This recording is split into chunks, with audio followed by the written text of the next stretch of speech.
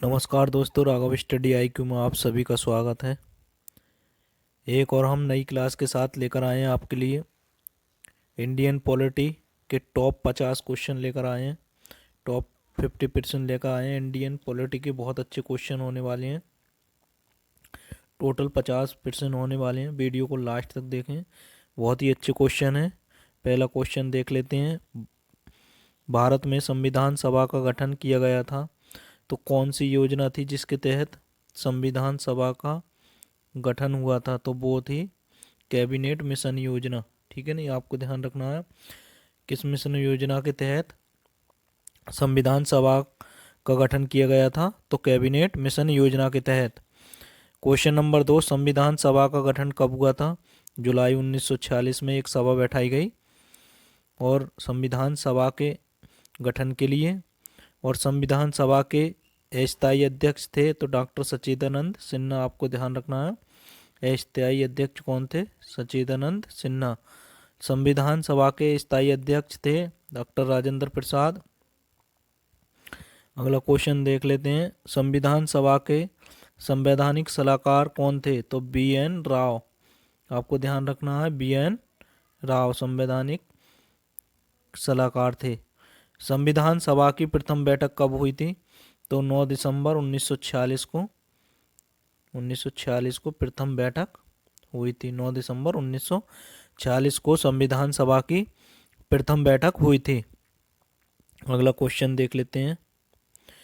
संविधान सभा में जवाहरलाल नेहरू द्वारा उद्देश्य प्रस्ताव कब प्रस्ताव किया गया था? मतलब उद्देश्य प्रस्ताव कब पेश किया गया था? तो 13 दिसंबर 1946 के लिए। आपको ध्यान रखना है और 1946 के लिए। सभी क्वेश्चन बहुत ही अच्छे होने वाले हैं। दोस्तों, यदि आपने राघव स्टडी आईक्यू चैनल को सब्सक्राइब नहीं किया है तो चैनल को अवश्य सब्सक्राइब कर लें। यदि आपको हिंदी अच्छे से कवर करनी है तो प्लेलिस्ट में जाएं, वीडियो देख सकते हैं। GK GS अच्छे से कवर करना है तो ऑब्जेक्टिव रूप में हम डेली एक वीडियो अपलोड करते हैं, और साइंस अच्छे से पढ़ना है तो आप प्लेलिस्ट में जाकर चेक कर सकते हैं। अगला क्वेश्चन देखते हैं। उद्देश्य प्रस्ताव को संविधान सभा द्वारा पारित किया गया था, तो उद्देश्य प्रस्ताव को कब पारित कर लिया गया?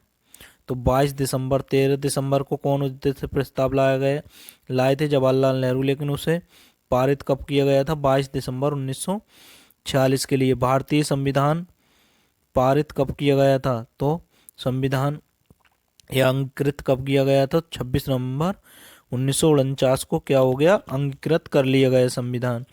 भारतीय संविधान के निर्माण में कुल कितना समय लगा? काफ़ी बार क्वेश्चन पूछा गया है।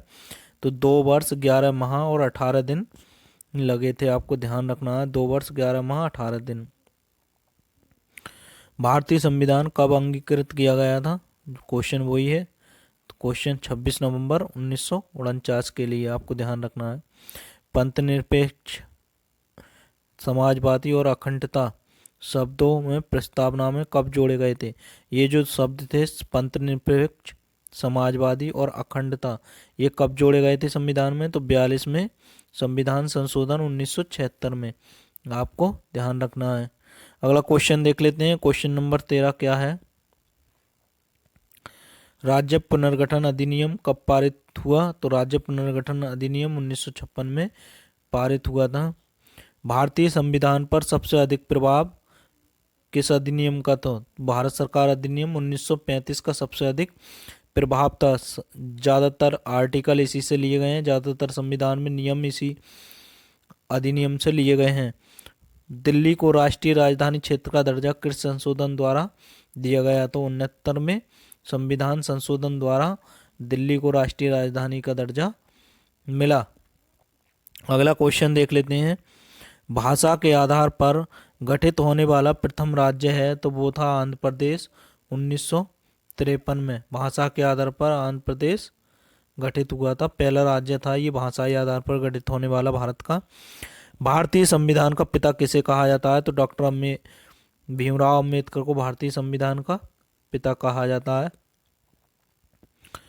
पाकिस्तान के लिए अलग संविधान सभा का गठन कब किया गया? तो पाकिस्तान के लिए अलग संविधान सभा का गठन 26 जुलाई 1947 को किया गया।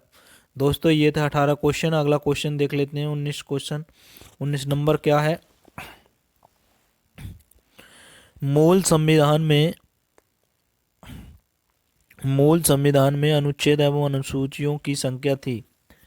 तो सबसे पहले संविधान तो जहाँ, तो उसमें अनुच्छेद आर्टिकल थे 395 और अनुसूचियां थी 8, आपको ध्यान रखना है।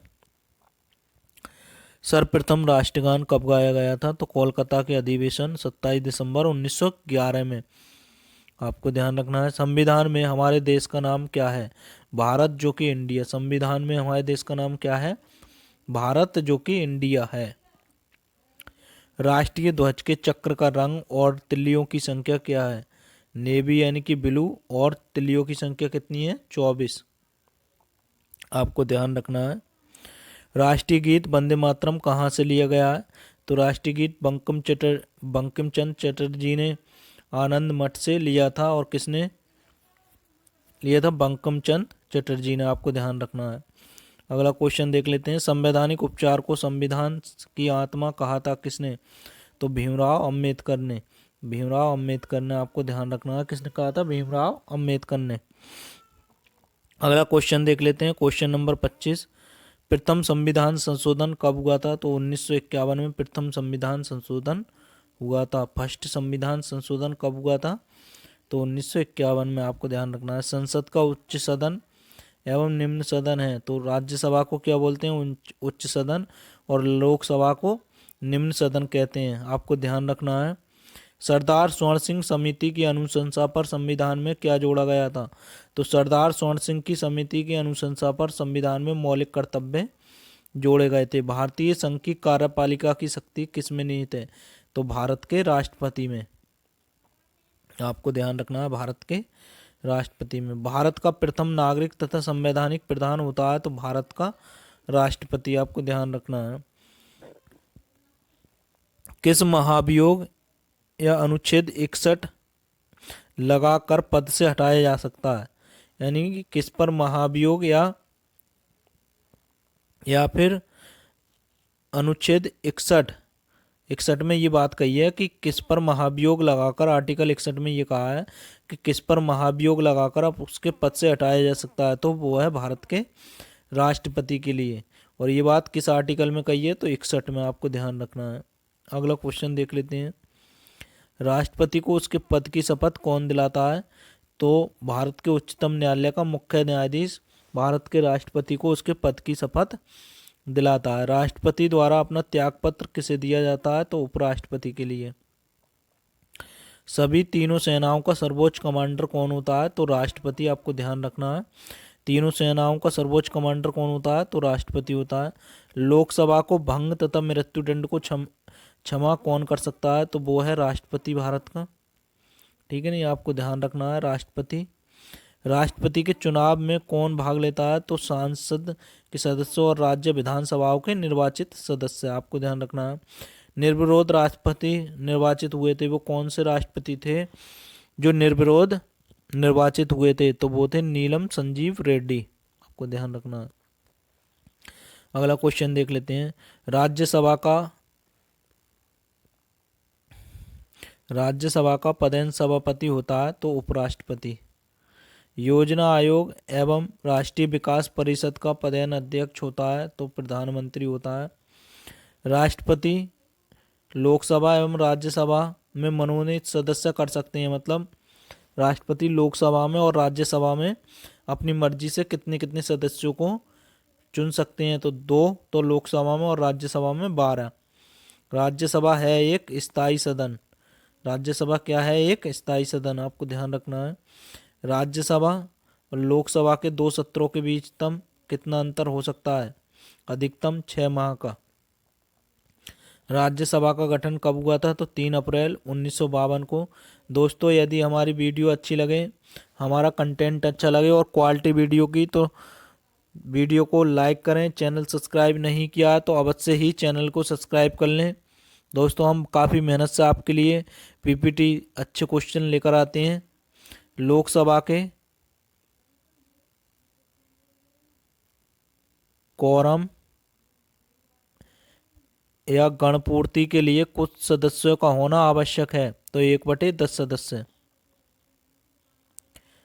लोकसभा तथा राज्यसभा के संयुक्त अधिवेशन की अध्यक्षता कौन करता है? तो लोकसभा अध्यक्ष करते हैं, आपको ध्यान रखना है। कोई विधेयक धन विधेयक है या अथवा नहीं, इस संबंध में अंतिम निर्णय कौन लेता है? तो लोकसभा का अध्यक्ष। प्रथम लोकसभा का गठन कब हुआ था? तो 1952 ईस्वी में। प्रथम लोकसभा का गठन कब हुआ? 1952 ईस्वी में। लोकसभा के प्रथम अध्यक्ष कौन थे? तो गणेश देव मामलकर यानी कि जीवी मावलांकर, आपको ध्यान रखना है। महत्वपूर्ण अधिकारियों को वेतन दिया जाता है, यानी कि भारत के प्रधानमंत्री और राष्ट्रपति के लिए वेतन कहाँ से दिया जाता है? तो भारत की संचित निधि से, आपको ध्यान रखना है। अगला क्वेश्चन देख लेते हैं। संविधान संशोधन की प्रक्रिया किस अनुच्छेद में निहित है? तो अनुच्छेद 368 में। उच्चतम न्यायालय में न्यायाधीशों की कुल संख्या कितनी होती है? तो 31, 30 अन्य होते हैं और एक मुख्य न्यायाधीश होता है। तो दोस्तों ये थे टॉप 50 क्वेश्चन, 50% थे। दोस्तों यदि आपको हमारी ये प्रश्न अच्छे लगे हों तो वीडियो को लाइक करें। चैनल सब्सक्राइब नहीं किया तो चैनल को अवश्य सब्सक्राइब कर लें। दोस्तों मिलते हैं जल्दी ही अगली वीडियो में। जब तक के लिए अच्छे से पढ़ाई करिए, तैयारी करिए। दोस्तों नमस्कार।